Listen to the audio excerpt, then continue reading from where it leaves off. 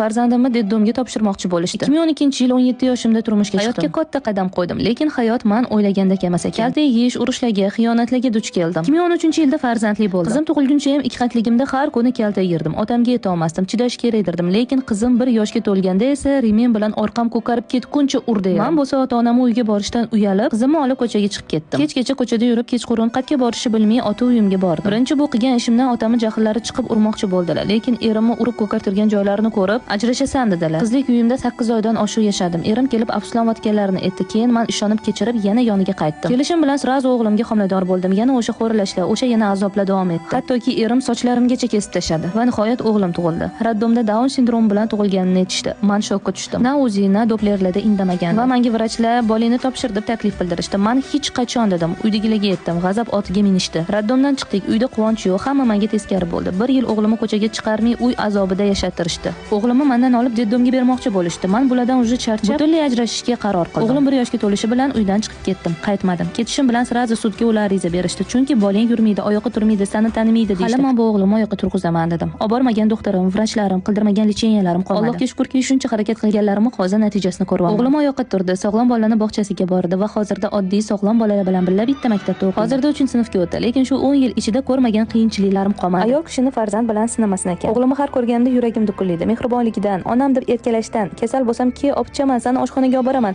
ovqat yeysan deyishidan, ismim chiqsa yugurib suv bilan sochuvni olib kelishidan yig'lab xursand bo'laman. Men shu o'g'lim borki yashayapman. Bu kuzatuvchim hayotlarini eshitib, nahotki inson shu darajada vahshiy bo'lishi mumkin? Homilador ayoli qanaqa urib sochlarini olib tashlash mumkin? Xotinini urib do'pposlaydigan erkaklarning qo'l oyog'i ishlamay qolsa. Oxirgi gapim shu.